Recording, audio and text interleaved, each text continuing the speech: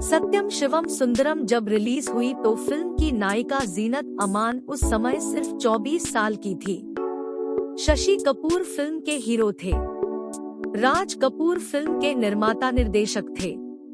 1978 में आई इस फिल्म को कई लोगों ने उनकी जिंदगी का सबसे बड़ा जुआ बताया था। न केवल पैसा दांव पर लगा था, बल्कि जिस तरह से नायिका को तमाम दृश्यों में अर्धनग्न स्थिति में दिखाया गया, पारदर्शी वस्त्र पहनाए गए, उससे राज कपूर की प्रतिष्ठा भी दांव पर लगी थी।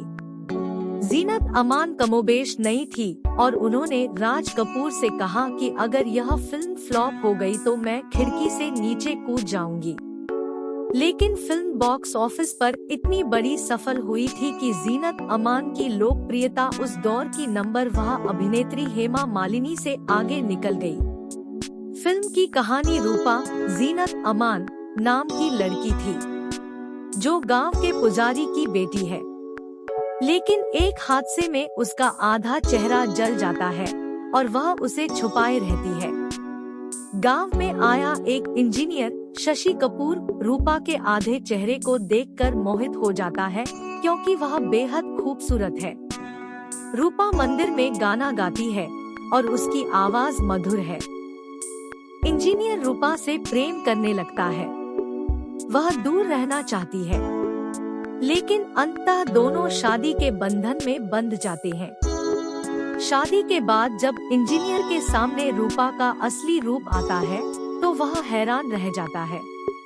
उसे लगता है कि धोखा हुआ। क्या वह अब भी रूपा से प्यार करेगा? राज कपूर ने व्यक्ति के बाहरी और भीतरी सौंदर्य की बात फिल्म में की, लेकिन बाहरी सौंदर्य के रूप में उन्होंने जीनत अमान को जिस तरह से पारदर्शी साड़ी में दिखाया, उसे बहुत से लोगों ने अश्लील करार दिया।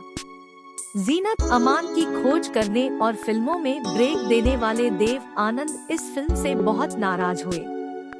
सत्यम शिवम सुंदरम उसी समय रिलीज हुई थी जब देव आनंद की देश परदेश थिएटरों में आई थी। नाराज देव आनंद ने कहा कि यह एक गंदी फिल्म है।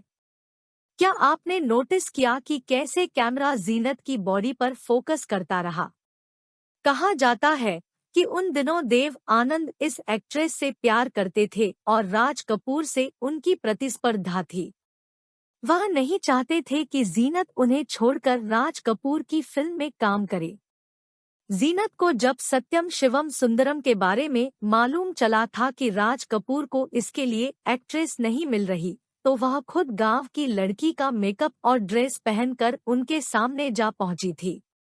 राज कपूर इस फिल्म में सबसे पहले लता मंगेशकर को लेना चाहते थे, क्योंकि कहानी ऐसी लड़की की थी जो सुंदर नहीं है परंतु उसकी आवाज मधुर है। लता राज कपूर के इरादे सुनकर नाराज हुई थी। फिर राज कपूर ने हेमा मालिनी से भी बात की थी, परंतु बोल्ड दृश्यों की वजह से हेमा की मां ने साफ ना कह दिया।